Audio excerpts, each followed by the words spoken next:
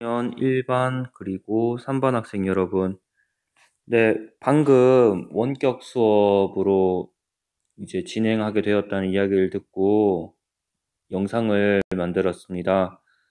네, 이런 일이 있을지도 모르겠다고 생각은 했지만 막상 되니까 좀 마음이 무겁네요. 네, 일단은 여러분들에게 두 가지 공지를 하겠습니다. 과제 첫 번째와 두 번째인데요. 시간은 꽤 넉넉하게 줄 예정이지만 일단은 여러분들이 해야 될 일이기 때문에 설명부터 먼저 하도록 하겠습니다. 첫 번째 과제를 여러분들이 확인하기 위해서는요, 카페 게시판에 우리가 진짜 읽고 싶은 것들 여기를 확인해 주시고 여기에다가 나중에 올리면 되겠습니다. 네, 오늘의 첫 번째 과제는요, 뮤비 읽기라는 과제입니다. 원래는 교실에서 한번 좀 봤으면 좋았을 텐데, 네, 이거를 보지는 못하고, 일단 제가 썼던 예시를 확인하도록 하겠습니다. 첫 번째 과제는 말 그대로 여러분들이 우리가 지금 하고 있는 과목은 독서 과목입니다. 그래서 독서라는 것이, 예, 책 글서자가 들어가 있긴 하지만 꼭 책에 관한 내용은 아니라고 생각해요. 우리는 살아가면서 책보다도 다양한 것을 많이 읽어야 되고 해석해야 되고 이해할 수 있어야 되기 때문에 이 활동을 통해서 한번 해보려고 합니다. 여러분들은 각자 좋아하는 뮤직비디오나 혹은 노래의 뮤직비디오를 링크를 첫 번째 걸어주시면 됩니다. 저 같은 경우에는 여러 가지 어떤 것을 할까 생각하다가 원래는 BTS의 뮤직비디오를 하려고 했으나 여러 다른 사람들이 할 수 있는 기회를 빼앗는 것 같아서 버글스의 Video Kill the Radio Star라는 노래를 선택해봤습니다. 이렇게 여러분들도 뮤비를 링크를 하시면 되고요. 그리고 제가 이 곡을 선정한 이유는요. 이 곡은 상당히 큰 의미가 있습니다. 보다시피 1981년 8월 1일에 미국에서 MTV라는 채널이 개국을 하게 됩니다. 이전까지는 모든 노래는 라디오로만 들을 수 있었죠. 근데 MTV가 개국을 하면서 드디어 하루 종일 뮤직비디오가 나오는 채널이 생긴 겁니다. 그때 가장 먼저 나왔던 뮤직비디오가 바로 이 비디오 킬더 라디오 스타, 비디오가 라디오 스타들을 죽이고 있다 라는 노래였습니다. 상당히 역사적으로도 의미가 있는 노래라고 볼 수 있죠. 뮤직비디오를 보다 보면 여기 신디사이저를 치는 분이 계시는데요. 이분이 굉장히 유명한 분입니다. 지금은요. 한스 짐머라고요. 굉장히 많은 대작들의 음악 감독. 저는 인터스텔라에서 굉장히 인상 깊게 이분의 음악을 들었는데요. 한스 짐머 씨가 신디사이저로 활약했던 멤버 그 그룹이기도 합니다. 그래서 뮤직비디오를 고르고 이것을 왜 선정했는지를 여러분들은 적어 주어야 됩니다. 그리고 뮤직비디오에서 중요하다고 생각하는 5장면을 골라주시면 되겠습니다. 이렇게 뮤직비디오, 저 같은 경우에는 뮤직비디오를 보다 보면 소녀가 드럼 세탁기처럼 생긴 라디오를 굉장히 듣고 있습니다. 근데 그 라디오가 어느 순간 펑 폭발을 하게 돼요. 그리고 이 소녀가 자라는 모습이 되고요. 아마 제가 썼다시피 라디오 시대 대신 기계 문명으로 대표되는 비디오 시대가 도래했다는 걸 암시하는 것이 아닐까 생각을 합니다. 그리고 중간에 이런 장면들이 나오는데요. 비디오 시대에서의 스타는 더 이상 자유로운 스타가 아니라 상상력이 굉장히 제한을 받는 그런 한정된 공간에서의 스타라는 이미지라고 저는 생각을 했어요. 그리고 소녀가 다시 이렇게 이제 텔레비전 더미로, 이제 라디오 더미를 다서 계단을 올라가지만은 이렇게 텔레비전 더미가 다시 다 솟아오르게 되고요. 그러면서 폭발하는 이미지, 텔레비전 시대에 파묻혀 버린 소녀라는 생각을 했습니다. 꼭 맞을 필요는 없습니다. 여러분들은요, 뮤직비디오를 보시고 각자의 나름의 방식으로 합리적인 이유를 가지고 해석을 하면 되겠습니다. 지금 이 활동은요, 언제까지 하면 되냐면요, 1반, 3반의 학생들 같은 경우에는 지금 제가 소개한 이 활동의 마감 시한은요, 10월 7일 수요일까지로 하겠습니다. 10월 7일 수요일 자정이 넘어가기 전까지 여기 카페 게시판에 글이 올라와 있는 것을 기준으로 평가를 하도록 하겠습니다. 네, 10월 7일 수요일까지 여기에 있는 공지사항을 한번 읽어보시고요. 공지사항에는 요런 조건들이 있습니다. 요것을 읽어보시고 활동을 하시면 되겠습니다. 이게 첫 번째 과제 소개입니다. 그리고 과제를 한 게 지금부터 할 내용은요. 과제를 하나 더 소개를 하고요. 그리고 나는 누구인가라는 글을 간단하게 제가 설명한 후에 수업을 마치도록 하겠습니다. 네, 교과서 103쪽을 지금부터 펼쳐주시기를 바랄게요. 교과서 103쪽입니다. 지난번에 교과서 103쪽에 나는 누구인가 단원에서요. 교과서에 표시냈는데 이렇게 원격과 대면, 원격 대면을 교차하다 보니까 제가 설명할 시간이 없었어요. 그래서 간단하게 내용을 설명하도록 했습니다.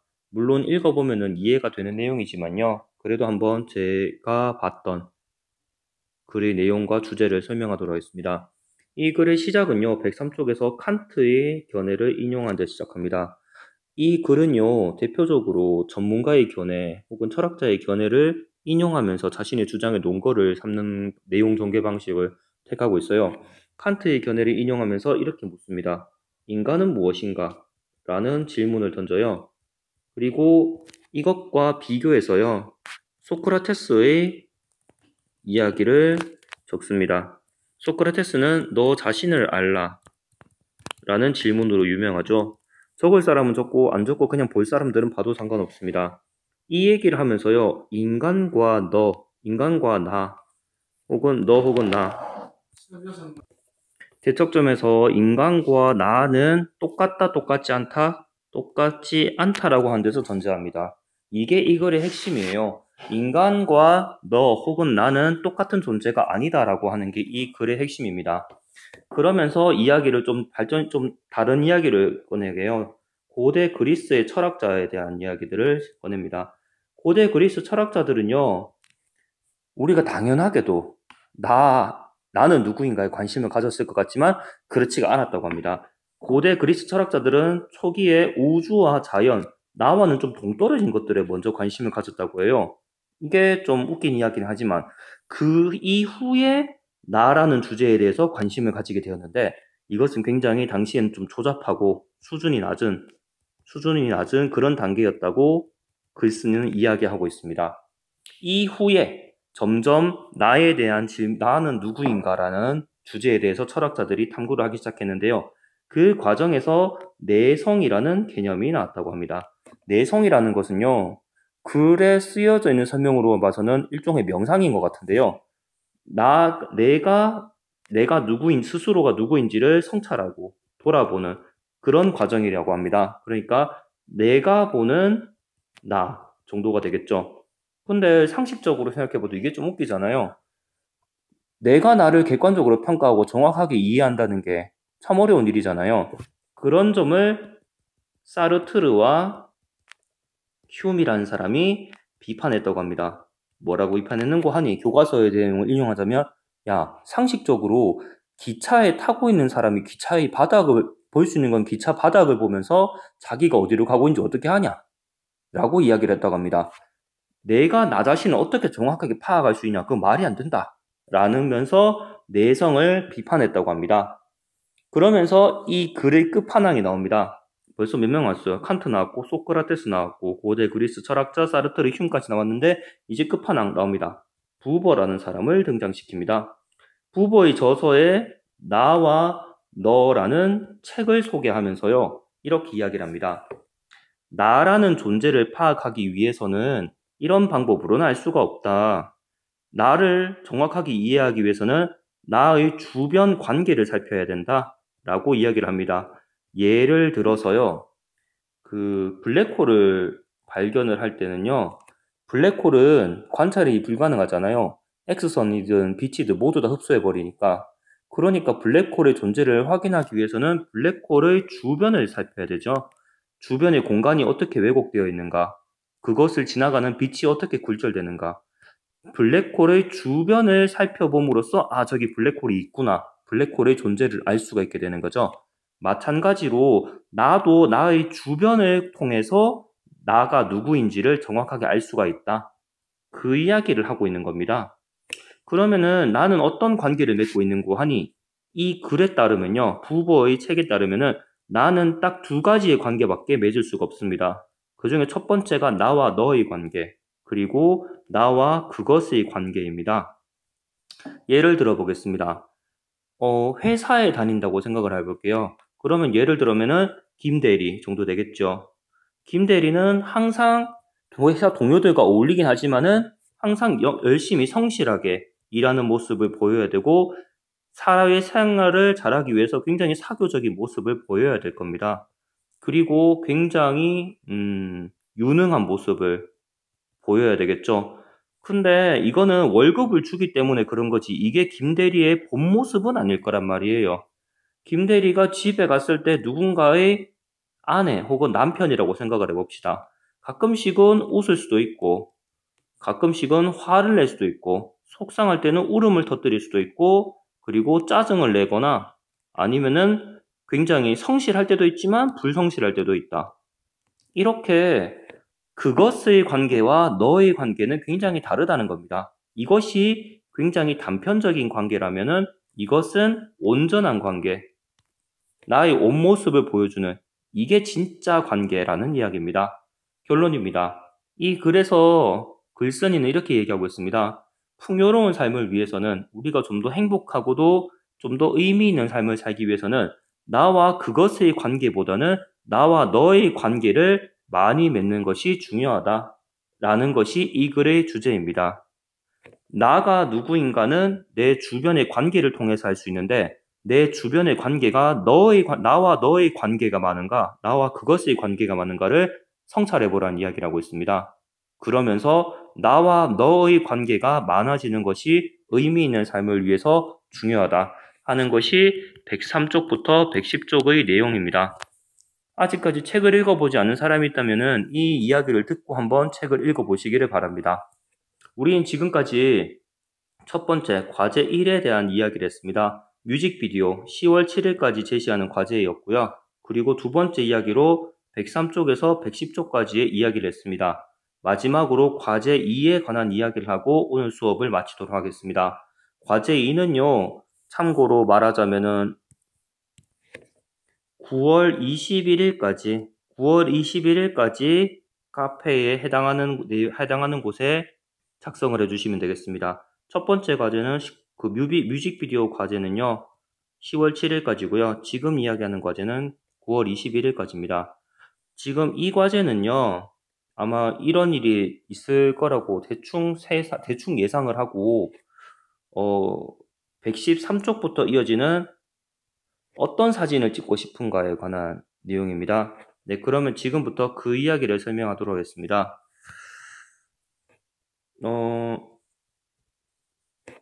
예술 분야의 글읽기에 가면요. 내가 찍고 싶은 사진에 관한 내용이 있습니다.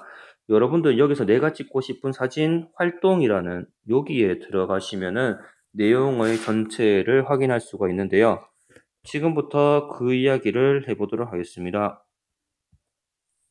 내가 찍고 싶은 사진이라는 글을 보기 위한 활동인데요.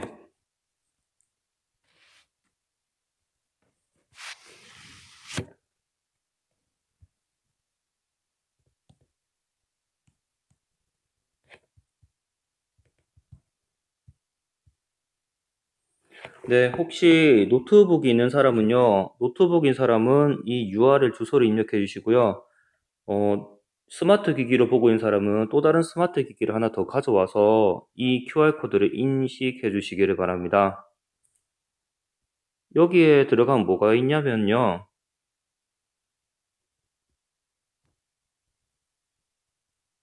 월드프레스 포토라는 사이트로 연결이 됩니다. 월드프레스 포토는요, 네덜란드 암스테르담에 있는 기구라고 하는데요. 그냥 간단합니다. 신문 기사를 찍는 사진 중에서 그 해마다 가장 인상 깊고 가장 의미 있는 사진을 고르는 건데요. 보시다시피 2020년부터, 1950년부터 사진이 굉장히 나열되어 있습니다. 여기에 이거를 클릭하게 되면요. 주제별로 분류가 되어 있습니다. 예를 들자면 노미네이트 된 사진들이 있고요. 그리고 네, 어떤 이야기를 가지고 있는가, 그리고 contemporary issue, 동시대의 이슈들에 관한 사진들도 있고요. environment, 환경에 관한 이슈의 사진도 있고요. general news도 있고요. 이렇게 배너별, natural, 이렇게 배너별로 나누어져 있는데요. 여러분들은요, 이 중에서 자기가 인상 깊은 사진, 가능하다면은 자신의 진로나 관심사와 연관 있는 사진을 한 장 고르는 것이 가장 먼저입니다. 먼저 자기가 가장 인상 깊은 사진 하나 고르는 건데요. 저라면은요, 제가 이 사진 때문에 이 사이트를 알게 됐어요. 이 사진은 척 봐도 뭔지 알겠죠? US라고 적혀 있으니까. 제 기억으로는요, 중남미에서 밀입국을 시도하던 이제 엄마와 아이인 걸로 알고 있는데요. 엄마가 단속을 당하고 있고 아이가 울고 있는 이 사진을 통해서 예, 미국뿐만 아니라 전 세계의 난민에 관해서 한번 좀 생각하게 보는 그런 사진이었습니다. 그래서 여러분들은요, 이 배너를 통해서 여러분들이 사진을 일단 저 사이트에 들어가서 고르는 것이 가장 먼저가 되겠습니다. 그리고 사진을 고른 다음에는요, 네, 이거는 아까 전에 그 사이트고요. 여기 들어가면 이렇게 주제별로 볼 수 있다는 것을 보여주기 위해서 했고요. 그 다음에 여러분들이 해야 될 일은요. 아까 전에 봤던 그 카페, 예술 분야의 글읽기에서 내가 찍고 싶은 사진 활동에 들어가면요. 여러분들이 해야 될 일들을 옮겨 놓았습니다. 여기서 확인을 해보면요.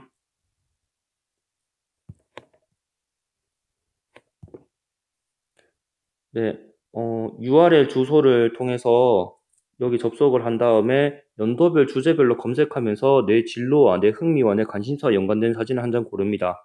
그리고 그 사진을 보면요. 그 아래 이 사진이 어떤 사진인지 해설이 나와 있을 거예요. 그러면서 영어를 해석해야 되는데 해석이 어려운 사람은 파파고의 도움을 받으시기 바랍니다. 이제 글을 써야 되는데요. 들어가야 될 내용들은 아래와 같습니다. 사진 이미지는 다운이 아마 안 될 거예요. 이게 좀 더 저작권이 있기 때문에. 그래서 캡처를 권장하고요. 물론 사진이 좀 잘려도 상관없습니다. 그리고 사진의 해설, 간단하게 사진 제목과 작가를 꼭 적어야 됩니다. 왜냐하면요.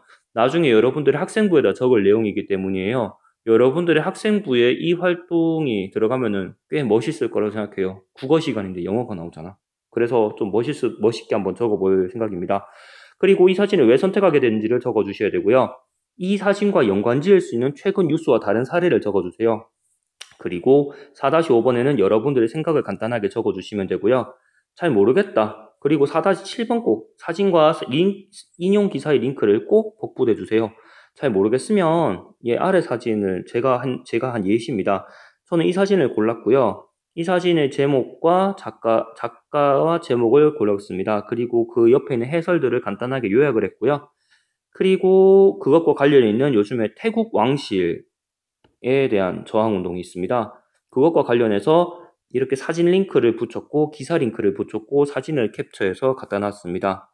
요 활동을 여러분들이 해주셔야 되는데 아까 전에 말씀드린 것처럼 9월 21일까지 이 아래의 게시판에 댓글로 작성을 해주시기를 바랍니다. 네, 이 활동까지 해서요. 제가 오늘 이야기할 거는 일단은 여기까지 하도록 하겠습니다. 여러분들은요, 과제 1번에 관한 소개를 받았고요. 그리고 과제 2번, 그리고 103쪽과 110쪽에서 이어지는 내용을 설명을 들었습니다. 네, 일단은 요거까지만 해도 교실 수업에서는 50분이 꽉 찼는데 여러분들은 어떨지 모르겠습니다. 네, 일단 이상으로 원격 수업 첫 시간을 마치도록 하겠고요. 다시 궁금한 점이 있는 사람은 다시 줌에 들어와서 제 이야기를 들어주시기를 바랍니다. 네, 일단 이상으로 수업을 마치도록 하겠습니다.